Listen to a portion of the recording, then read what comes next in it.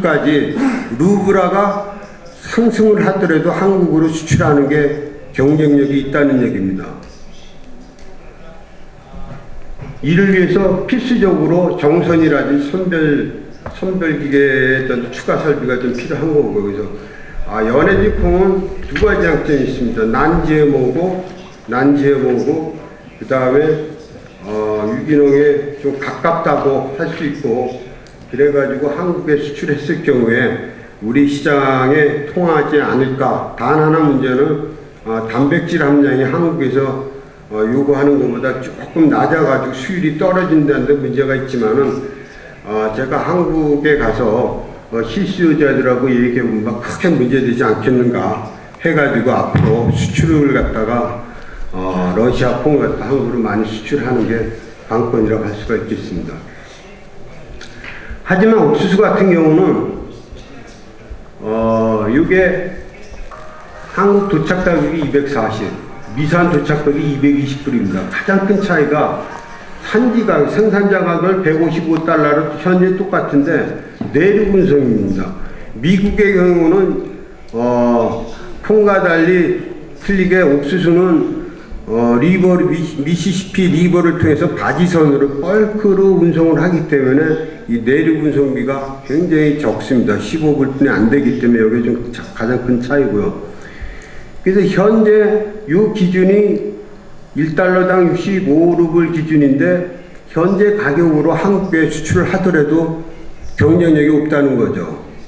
이게 가장 큰 숙제입니다. 그러니까 연작을 갖다가 피해를 줄이기 위해서 옥수수를 재배를 해야 되는데 연해지 축산 시장이 굉장히 좁아가지고 판매하는데 한계가 있는 거죠. 그래서 여기서 에코우즈가 이지바이오 수출했는데 이지바이오에서는 모기업이니까 우리나라 3위 이제 사료회사인데 외교안에서 고생하니까 회장님이 이걸 갖다가 지원을 해줘야 되지 않냐. 그래서 몇천 톤씩 한국으로 수출을 하게 된 겁니다. 그래서 한국에 수출했을 때 미산 대비해서 10불이나 20달러 손해를 보고 수출한 거죠. 그래서 이제 옥수수를 어떻게 처리할 것인가 앞으로 큰 숙제가 되겠습니다. 가까운 중국 같은 경우는 옥수수가 여러분 아시겠지만은 세계 최대 생산량입니다. 또 소비국이기도 하고 중국은 제가 알기에는 연간 지금 재고량을 가지고 가는 게 뭐 1억 톤 정도 수준을 계속 유지를 하고 있습니다. 그래서 중국으로 판매해서 좀 한계가 있고, 이제 옥수수 부분에 대해서는 앞으로 생산량이 늘어난다고 하면은 좀 돌파구에 대해서 생각을 해봐야 합니다.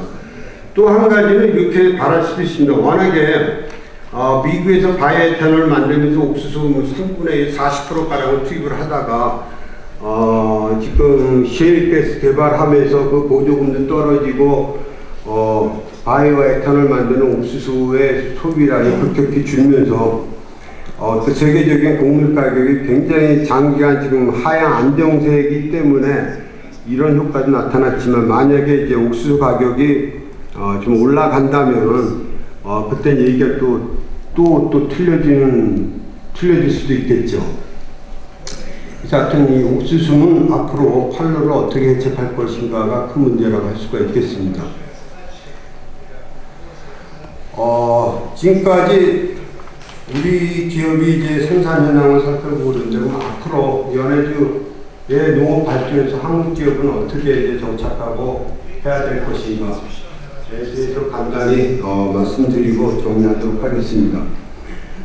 말씀드린 바와 마찬가지로 생산성 향상은 또 공동 연구가 좀 필수적이라 하겠고요.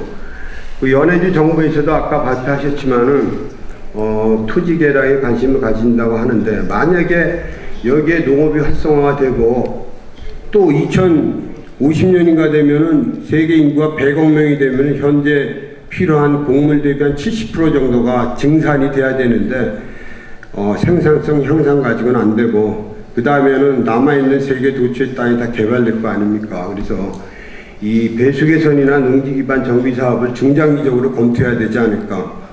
현지에 계신 기업에 계신 분들 잘 아시겠지만은 연해주 지역은 과거 구소련 시절에 농지 기반 정비가 거의 완벽한 수준으로 다 돼 있습니다. 그래서 여기가 점토질통에다 배수 분량이라는데 지하 암고도 심어놓고 그 다음에 콘크리트, 뭐 배수로 이런 게 다 완벽하게 돼 있습니다. 근데 시장 경제가 도입되고 포로스가 붕괴되면서 이 시설들이 관배 시설들이 다 노화되고 깨져서 그렇지 이걸 다시 복원하는 걸 갖다가 좀 검토를 해봐야 될 겁니다. 물론 이건 막대한 비용이 투자되기 때문에 진출한 기업이 독자적으로 할 수 있는 게 아니고 이거는 정책적인 관점에서 접근을 해야 되지 않을까 그런 생각입니다. 그 다음에 고용 인력에 관한 문제인데 러시아도 마찬가지입니다. 여기가 연해주 인구 한 200만 정도 되는데 점차 줄고 있고 연해주에는 한 60만 정도. 근데 이 인구도 점차 줄어들고 있는데 마찬가지로 여기도 탈농어가 심하고 도시로 떠나기 때문에 숙련된 젊은 사람들을 구하기 굉장히 어렵습니다. 그래서 농업기술학교라든지 농업대학교를 육성해가지고 산학협력체제를 구축을 해야 되고요. 그 다음 우리가 늘 얘기했던 북한 노동력 활용, 현지에 한 북한 건설 인력이 상당히 많이 나왔습니다. 그래서 농업 부분에 진출한 북한 인력은 없지만은 러시아인이 운영하는 사료 공장에는 북한 노동력이 진출해 있습니다. 30-40명 있는데 굉장히 성실하고 열심히 일합니다. 그래서 이 사람들을 갖다가 활용해가지고 남북로 협력 사업에 대해서 앞으로 고민을 해봐야 되지 않을까 그런 생각입니다. 현재는 남북관계가 굉장히 어려워서 그러는데 이 문제에 대해서 좀 집중적으로 좀 검토를 해서 앞으로 이렇게 운영을 한다면 우리 기업에도 상당히 좋을 것입니다. 왜냐하면 언어적인 문제도 해결이 되고 생산성도 향상이 되고 굉장히 좋을 것 같습니다. 예를 들면은 중국 기업들이 많이 진출했는데 거기는 자국의 인력이 와가지고 직접 일을 하고 있거든요. 대부분이 성과배 문제고 그러니까 굉장히 유리하고 생산성도 우리보다 훨씬 더 좋다고 할 수가 있겠습니다. 안정적인 팔로 확보를 위해서는 수확구 설비가 필히 사일러라든지 뭐 건조장 설비가 들어와야 되고 그다음 물류 투자 부분에서 포트 엘리베이터에게 계속 나왔는데 여기서 물량이 이렇게 많지 않으니까 산지 엘리베이터라도 좀 설치를 해가지고 우리 기업들은 생산하면 전념하고 유통을 전문화할 수 있는 기업이 들어와가지고 이걸 좀 해결해 줘야 되지 않는가 그런 생각이고요. 러시아에서 관심을 가지고 있는 남북철도 연결해가지고 이쪽으로 한국으로 생산된 걸 갖다가 수출하는 것도 한번 검토를 해봐야 될 것 같습니다. 이제 마지막으로 한러 협력을 통한 연해주 농업 활성화 과제로서 어떻게 하는가 좋을까 몇 가지 좀 제안을 드리고자 합니다. 러시아의 가장 큰 관심사는 사실 경량 면적 확대입니다. 우리도 그렇게 하고 싶고요. 경량 면적 확대가 가지는 효과가 굉장히 크다고 봅니다. 고용 인력이 증대가 되고 농업 경제가 활성화되고 연해주 경제가 살아난다는 거거든요. 근데 이게 아까도 말씀드렸지만 대규모 곡물 농장을 통해서 진입할 기업은 더 이상 없고 그럼 어떻게 할 것인가? 그래서 말씀드렸죠. 중소규모의 영농 진출을 지원해야 되지 않나. 작목을 좀 다변화시키고 그래서 한국에서 가장 문제가 되는 은퇴농을 갖다 활용하는 방법도 있고 북한일 이런 사람들이 사실 대규모 자본도 없고 안 되지 않습니까? 그래서 뭐 10헥타르, 50헥타르 좋고 뭐 과수라든지 원해 같은 거 감자라든지 이거 얼마든지 할 수가 있거든요. 그래서 이런 식으로 좀 변화시켜야 되지 않나. 그래서 이런 사람들을 하기 위해서는 좀 뭔가 교육을 시키는 인큐베이터 역할을 해야 되는데 이거를 어떻게 그냥 가서 하라고 그러면 할 사람이 누가 있습니까? 저희 협회는 굉장히 많은 사람들이 찾아와가지고 진출 방안을 논의하고 지원해달라고 하는데 시범 농장을 설치를 해가지고 여기 와서 시범적인 영농을 짓게 개인이든 뭐 가정농이든 이런 부분에 대해서는 연해주 정부에서도 커터라든지 뭐 영주권 등 좀 적극적으로 지원을 좀 필요하고 그러다 보면 면적이 상당히 확대가 될 것 같습니다. 다음에 이제 농식품 산업 활성화 부분인데 현재 선도개발 구역이라든지 또는 경제 자양을 연해주 러시아 정부에서 이제 지정을 해놨는데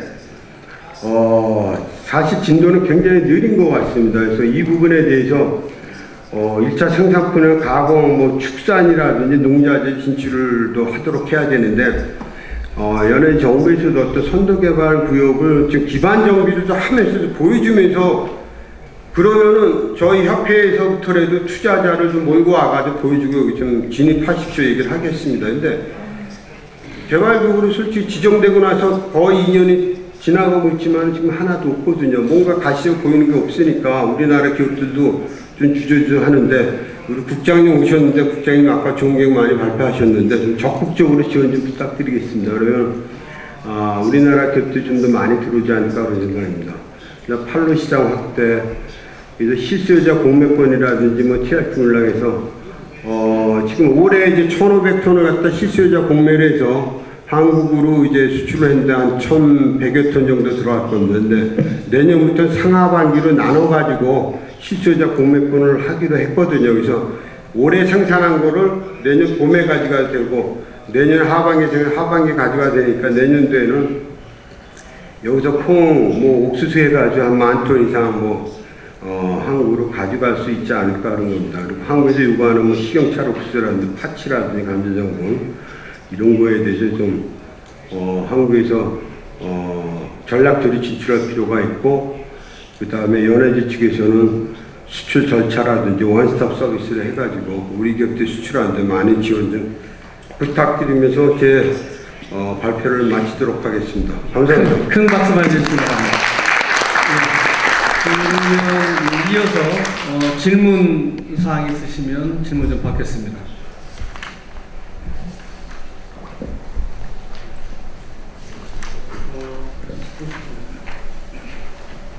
Так, большое спасибо за такой вот насыщенный аналитический доклад, но я попросил бы вернуться к первому слайду.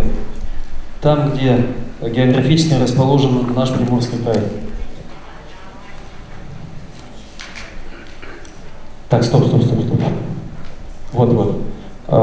Как в своем докладе указал докладчик, да, Приморский край — это совсем маленькая территория. Но давайте возьмем радиус 10 сантиметров и проведем вокруг Приморского края.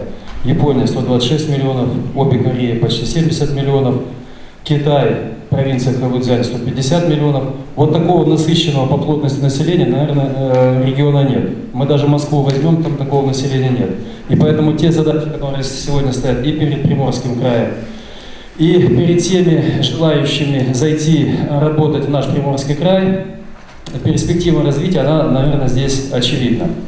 Ну и в связи с этим, что хотелось бы сказать. На самом деле, рабочей силы сегодня здесь у нас в Приморском крае не хватает. И квалифицированной рабочей силы не хватает. Но сегодня в городе Уссурийске есть ряд учебных заведений, есть научно-исследовательские